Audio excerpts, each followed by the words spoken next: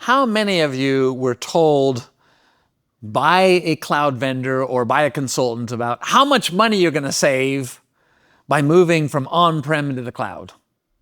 I bet most of you. But for the most part, they were lying. The reality is the reason for moving into the cloud is not because you're going to save money. Most people do not save money. Of course, there are cases where you can save money if you have very high variation in the need for resources and so on, rather than buying on-prem, to the peak of your resource requirements and then owning that for the whole year. You can just consume what you need. So yes, there are some cases, but for the most part, when people move to the cloud, they're not spending less money because the resources are much more available, you're moving more quickly, and you're going to consume more resources. But of course, you're going to create more value with those resources. So it's not a bad thing. But when you make the case to your CFO, you should not be making the case that you're going to save money by moving to the cloud. You should be making the case that you're going to create more business value. The reason to move to the cloud is not to save money. It's to innovate more quickly. It's to deliver value to the business more quickly. When you look at on-prem, let's say you want to innovate with a new machine learning model and you need some GPUs. So I want to get a GPU-enabled server so I can do the training on this new model that I'm going to put into place. And it's going to be amazing because it's going to reduce fraud and it's going to make my customers happy and increase net promoter score. It's going to be a great thing. How long would it take most organizations to get a GPU-enabled server procured, brought into a data center, approved by the security people, networked, and made available for training my model?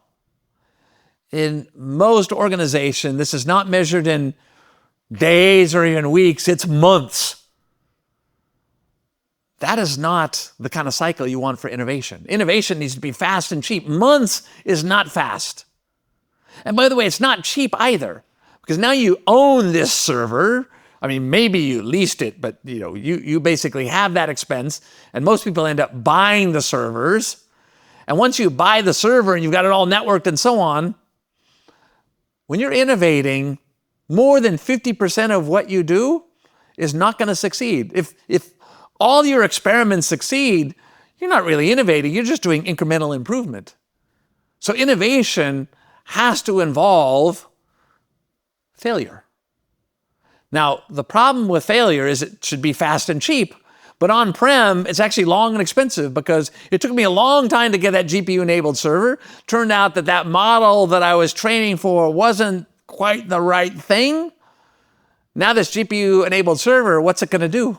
It's going to sit there and it's going to heat my office during winter time, but it's not a good use of resources. I call this the innovation hangover, because we made that capital investment and now we're stuck with that server looking for something else to do with it to justify so it doesn't look so bad on our bottom line and our asset inventory. But the reality is on-prem is not a great model for innovation. In the cloud, I can provision that GPU-enabled server not in months, but in hours and minutes. It's so fast. It's beautiful. I can provision that. I can run an experiment. And if I fail, it's okay. I learned something. I'm going to go on to the next experiment. But then I can release those resources. I'm not paying for them anymore. I'm giving them back. No problem. The cloud gives me much faster path to failure. But again, path to failure is a path to learning. The more I fail, the more I learn. I try again, I experiment, I get better, and that's what innovation is all about. And it may take me 5 or 10 experiments to get to that pot of gold at the end of the rainbow, but if I get there faster and cheaper than on-prem, that's the real value.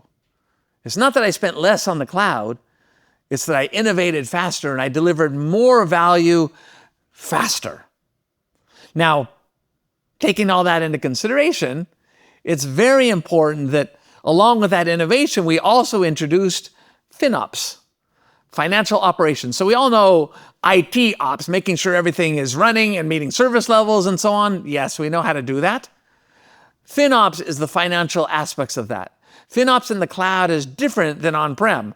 On-prem, if you own a server, you might as well just use it as much as possible because you own it sitting there anyway, use it.